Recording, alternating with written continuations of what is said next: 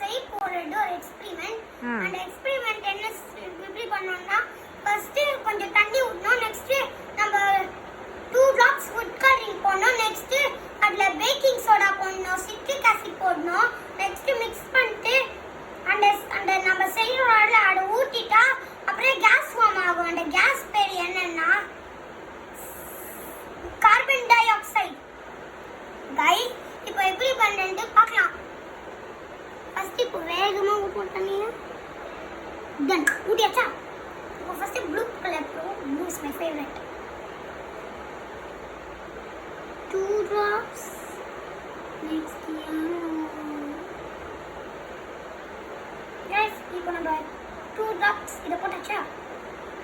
Next red colour எடுப்போம்.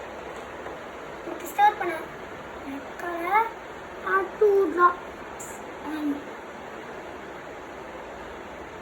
here then guys இப்போ நம்ம ஸ்டார் கொடுப்போம். ஒரு ஸ்டார் கொடுப்போம். இத வச்சு ஒரு ஸ்டார் கொடுப்போம். ஸ்டார்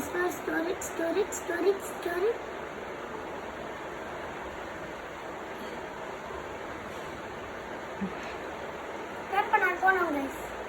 இப்போ பாருங்க guys எவ்வளோ பர்பிள் கலர் லைட் இல்ல guys. இப்போ இந்த நெக்ஸ்ட் கண்டெய்னர் இருக்குல்ல இதுல கொஞ்சம் பேக்கிங் சோடா கேர்ஃபுல்லா யூஸ் பண்ணுங்க. உப்பு ரெட் போட்டுட்டு அந்த ஃபுட் கலர்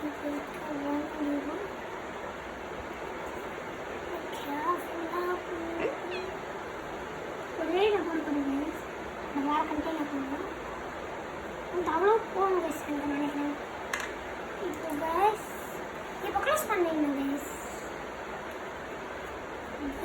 க்ளோஸ் பண்ணியாச்சா? இப்போ நெக்ஸ்ட் சிட்ரிக் ஆசிட் எடுப்போம் guys. சிட்ரிக் ஆசிட்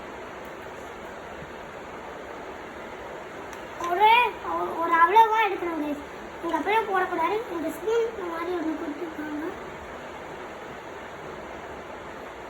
பார்க்கவே சுகர் மாதிரி இருக்குது. எடுத்து சாப்பிட்றாத. நான் எடுப்பேன். வார்னிங் இதெல்லாம். நெக்ஸ்ட் இப்போ பர்பிளா பண்ணோம்ல गाइस இதெல்லாம் இத அப்படியே ஊத்திடணும்.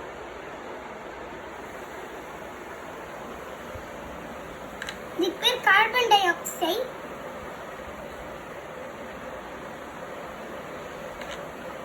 இப்படி கேஸ் இதான் ஃபிஸியா இருக்குல்ல गाइस.